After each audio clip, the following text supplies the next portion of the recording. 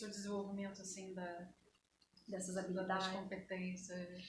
É porque o comportamento, ele é resultado do que você viveu na sua infância, na sua adolescência. É na infância e na adolescência que você desenvolve a sua autoestima, desenvolve a sua personalidade. Então, se você teve uma família, por exemplo, disfuncional, o resultado disso vai vir quando você tiver as relações de trabalho, trabalho em equipe, você vai ter dificuldades para algumas coisas. Então, não é simples a mudança, não é só você falar assim, ok, então, eu tenho que digitar tantos por minuto, então eu vou lá, eu treino isso. No caso do comportamento, a mudança é muito mais profunda, ela é mais demorada e não é tão simples. Então, uma empresa teria que pagar, por exemplo, que investir em terapia para alguns profissionais para resolverem grandes questões. Muitas empresas têm coaches lá trabalhando nesse sentido, psicólogo. Atendimento, suporte emocional, que eu também trabalho nessa área.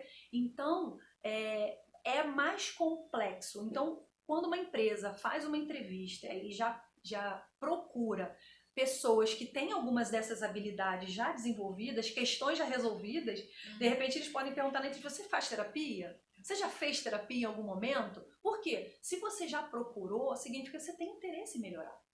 Se você nunca fez nada e você fala, não, nunca fiz, o entrevistador pode entender que você também não quis melhorar nessa área, só na parte técnica. Então, são questões complexas e por isso é mais difícil você fazer modificação de hábitos, né, de crenças que vieram a longo prazo. Né? Então, por isso, as empresas estão procurando profissionais que já têm isso desenvolvido ou estejam dentro do processo e se mostrando interessados em fazer essa modificação, fazer essa mudança, né? No curso, quando eu falo das emoções, né, eu costumo dizer que nós estamos lidando o tempo todo com a emoção do outro, né? A gente lida com a emoção do cliente, nós lidamos com a emoção do nosso próprio colega de trabalho, com o chefe, né, com a liderança. Estamos o tempo todo lidando com a emoção do outro. Mas para a gente lidar bem com a emoção do outro, a gente precisa estar bem emocionalmente, né? Exatamente. Uma frase que eu uso assim para minha vida, que foi muito importante, eu até tenho uma palestra que fala sobre isso. Conhece-te a ti mesmo e conhecerás o universo. Essa frase não é à toa, não é coisa bonita, ela tem um sentido. Quando você já deve ter ouvido falar, a gente já deve ter passado, todo mundo já deve ter passado por essa situação, que uma pessoa vivencia alguma coisa muito difícil e a outra pessoa fala assim, eu entendo o que você está passando.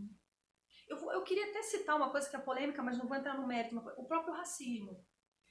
A pessoa negra, ela vive coisas que a gente não consegue mensurar. Tem situações que a gente não consegue nem explicar. Simplesmente a gente sente uma dificuldade, um problema, uma dor. E a dor, por exemplo, é algo individual, único. Não tem como você trocar.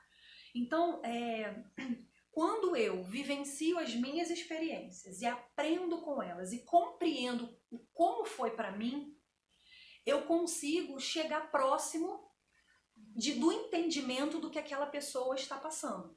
O nosso cérebro, ele vai buscar sempre um referencial. Então, se você fala, por exemplo, eu dei uma topada com o meu dedinho do pé na quina da mesa. Se isso não aconteceu comigo, eu vou tentar, o meu cérebro inconscientemente vai buscar quando que eu bati com o pé ou quando que eu dei uma topada em algum lugar e vai mensurar a dor com base naquilo que eu já experienciei. E aí eu vou chegar o mais próximo. Quando eu tiver essa experiência, aí eu vou entender na pele, no corpo, vai ficar registrado fisiologicamente o que isso queria dizer.